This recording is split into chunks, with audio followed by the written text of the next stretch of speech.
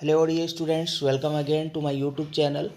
Dear students, आज की video ऐसे राइटिंग के रूप में है। आज की वीडियो में अपन सीखेंगे कि इंग्लिश में ऐसे किस तरह से लिखा जाता है। ऐसे राइटिंग है ये इंग्लिश लिटरेचर क्लास 12th के अंदर 8 नंबर का है स्टूडेंट्स। और स्टूडेंट आपको इंग्लिश लिटरेचर के अंदर 150 से 200 शब्दों के अंदर ऐसे लिखना होता है। और इसके ऑप्शन में जो क्वेश्चन पूछा जाएगा बोर्ड एग्जाम में वो आर्टिकल से संबंधित होगा।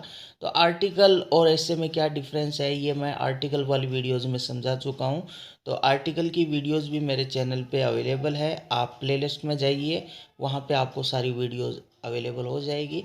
तो स्टूडेंट्स, आज की वीडियो स्टार्ट करते हैं। आज जो अपन ऐसे लिखना सीख रहे हैं वो है द डोरी सिस्टम, दहेज प्रथा ए प्रॉब्लम, एक समस्या। कि दहेज प्रथा एक समस्या। तो अपन देखते हैं, सबसे पहले ऐसे लिखते हैं तो क्या करते हैं। तो सबसे पहले स्टूडेंट्स, आप कोई भी आर्टिकल लिखिए या स्पीच लिखिए या ऐसे लिखिए, सबसे पहले आप टाइटल ऊपरी ऊपर यानी कि डाल दीजिए। और ऐसे राइटिंग के लिए एक पूरा पेज लीजिए, नए पेज से आप स्टार्ट कीजिए और सबसे पहले टाइटल लिखिए।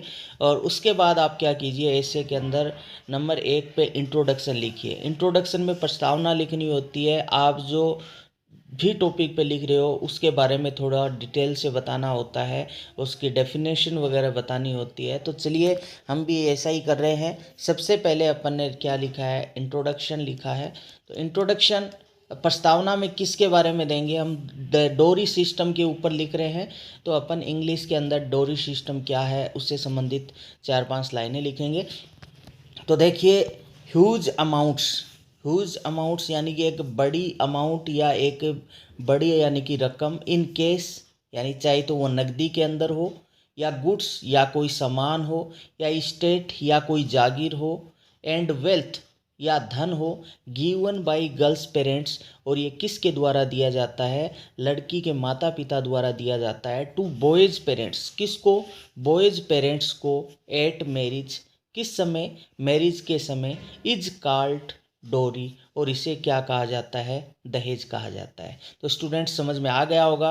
इंट्रोडक्शन में सबसे पहले आप कोई भी यानी ऐसे लिख रहे हो इंट्रोडक्शन दीजिए, और इंट्रोडक्शन में आप डेफिनेशन वगैरह दीजिए, या जिस टॉपिक पे आप लिख रहे हो उसके बारे में थोड़ा सा इंग्लिश में समझा दीजिए। तो जैसे देखिए, ह्यूज अमाउंट्स इन केस, चाहे तो केस के अंदर, केस मीन्स नकदी में, ह्यूज मानी बड़ी, अमाउंट मतलब रकम हो, या गुड्स या सामान दिया जा रहा है, और स्टेट या कोई जागीर दी जा रही है, प्लॉट दिया जा रहा है, कोई संपदा दी जा रही है, या वेल्थ धन दिया जाता है, गिवन बाय गर्ल्स पेरेंट्स, किसके द्वारा, लड़की के माता पिता द्वारा, किसको, टू बॉयज पेरेंट्स को, कब, एट मैरिज, मैरिज के समय, इज कॉल्ड डॉरी, और इसे क्या कहा जाता है, दहेज कहा जाता है। ठीक है स्टूडेंट्स, अब आगे देखिए, the dowry system is A blot, blot मतलब धब्बा, दहेज प्रथा है वो क्या है, धब्बा है, ऑन अवर सोसाइटी, हमारे समाज में। और the dowry system is a curse for society, और डोरी सिस्टम है वो कर्स मतलब श्राप है, फॉर किसके लिए, हमारे समाज के लिए। तो इस तरह से आप इंट्रोडक्शन लिखिए नंबर 2 पॉइंट पे। अब इससे related, its past and present, in present, कहने का मतलब क्या है, it is in past and in present. ये जो दहेज प्रथा था इसका पास्ट क्या था एंड उसका प्रेजेंट रूप क्या है, कि दहेज प्रथा है उसका पास्ट क्या है और प्रेजेंट क्या है। तो देखिए, the dowry system is not new for India, कि दहेज प्रथा है वो नया नई है, किसके लिए, इंडिया के लिए। और it was present in the days of Gautam Buddha, कि ये प्रजेंट किया जाता था किसके दिनों में, गौतम बुद्ध के दिनों में एंड महावीर के दिनों में भी। कहने का मतलब दहेज प्रथा है ये कोई नई प्रथा नहीं है, ये गौतम बुद्ध और महावीर के समय भी क्या दिया जाता था, दहेज दिया जाता था। But there was no completion, यहाँ नो लगाइए, लेकिन उस समय कोई बाध्यता नहीं थी। इट, लेकिन इट इज़ नाउ डिमांडेड, लेकिन अब डिमांड बन चुकी है, and settled after a hard bargaining, और सेटल मतलब जो रिश्ता वगैरह है वो सेटल होता है कब, आफ्टर हार्ड बार्गेनिंग, एक कठोर या बहुत बड़ी सौदेबाजी के बाद। कहने का मतलब क्या है, डोरी सिस्टम का पास्ट और प्रेजेंट ये है कि ये इंडिया के लिए नई नहीं है, ये प्रेजेंट की जाती थी किसके समय, गौतम बुद्ध और महावीर के समय में भी। लेकिन उस समय देर वोज, यहाँ नो लगा लीजिए, देर वोज नो कंपल्सन, कोई अनिवार्य न अनिवार्यता नहीं थी, अपने हैसियत से यानी कि दहेज दे देते थे। लेकिन इट इज़ नाउ डिमांडेड, लेकिन प्रेजेंट रूप क्या है दहेज प्रथा का, ये डिमांड बन चुकी है, मांग बन चुकी है लोगों की। पहले ही यानी कि रिश्ता यानी कि जैसे यानी कि देखते हैं तो पहले ही डिमांड रख देते हैं कि हमें शादी के अंदर इतना चाहिए, और सेटलमेंट होता है, मतलब रिश्ता या सगाई होती है आफ्टर हार्ड बार्गेनिंग, एक बहुत ही कठोर सौदेबाजी के बाद। अब देखिए इविल्स, अब ये जो दहेज प्रथा है इसमें बुराई क्या है, देखिए अगला थर्ड पॉइंट है इविल्स। तो देखिए दहेज प्रथा ने क्या कर दिया है, इट हैज़ डिस्ट्रॉयड, इसने नष्ट कर दिया है the domestic peace of many families.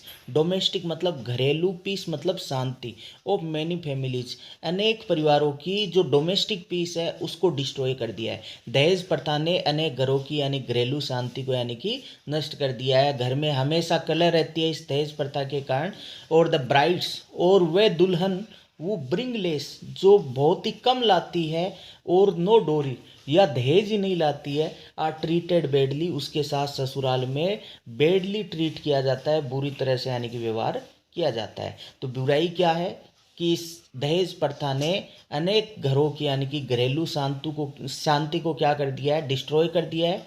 और वे दुल्हन जो कम लाती है दहेज या लेके ही नहीं आती है, उसके साथ ट्रीटेड वेडली, बुरा बिहेव किया जाता है।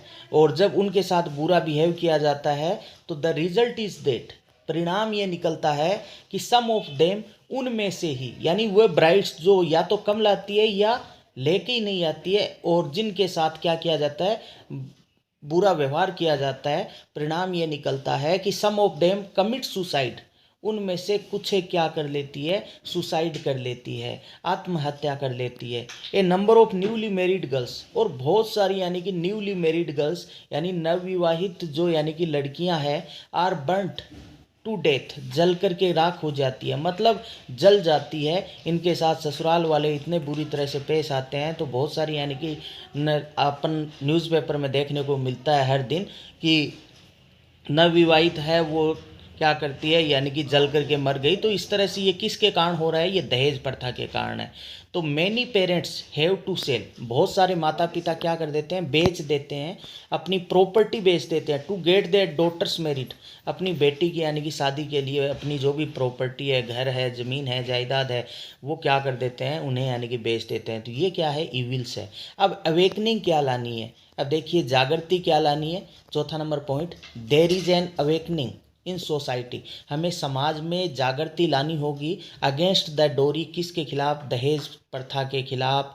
मैनी स्टेट गवर्नमेंट को भी यानी कि शुड फॉरवर्ड, यानी उन्हें आगे आना चाहिए। और द यूथ शुड अपोज, और जो युवा है उन्हें भी अपोज करना चाहिए, विरोध करना चाहिए। डायरेक्ट वेज ऑफ ऑफरिंग, जो डायरेक्ट वे में ऑफर कर रहा है या एक्सेप्ट ए डोरी या दहेज है वो यानी कि स्वीकार कर रहा है। कहने का मतलब गवर्नमेंट को भी आगे आना चाहिए इसको अप्रूव करने के लिए, और जो युवा है उस शुड अपोज, उन्हें भी क्या करना चाहिए, विरोध करना चाहिए। जो डायरेक्ट तरीके में या तो दहेज दे रहा है या कोई दहेज स्वीकार कर रहा है, उनका युवाओं को भी क्या करना चाहिए, यानी कि विरोध करना चाहिए। ये हमें जागृति की ज़रूरत है। अब देखिए कोई भी आप यानी कि लास्ट में लिखते हो तो उसका कंक्लूजन निकलना चाहिए, निष्कर्ष क्या निकलता है दहेज प्रथा का। तो it is time every girls, यानी ये एक ऐसा समय है कि every girls and boys realize the gravity, कि प्रत्येक गर्ल और बॉय को महसूस करना चाहिए, द ग्रेविटी मतलब गंभीरता को, ऑफ द सिचुएशन, यानी जो सिचुएशन है उसकी गंभीरता को प्रत्येक लड़के और लड़कियों को समझना चाहिए।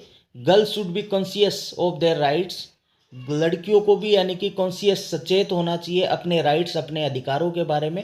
एंड रिजेक्ट द बॉयज, और उन लड़कों को रिजेक्ट कर देना चाहिए वो डिमांड डोरी, जो किनका डिमांड करते हैं, जो दहेज का डिमांड करते हैं। तो कहने का मतलब ये एक ऐसा समय है, प्रत्येक गर्ल और बॉय को रियलाइज़ करना चाहिए सिचुएशन की गंभीरता को, और गर्ल्स को भी अपने जो राइट्स है उनके बारे में सचेत होना चाहिए, जानकारी होनी चाहिए।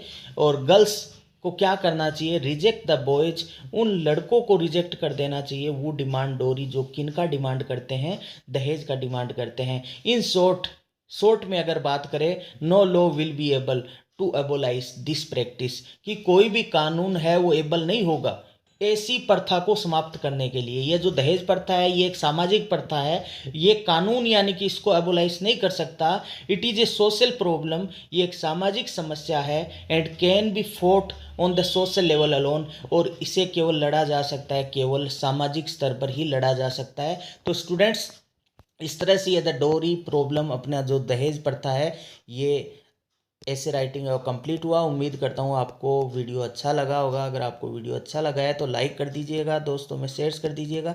चैनल पे आप नए हो तो चैनल को भी आप सब्सक्राइब कर दीजिएगा। Thank you very much.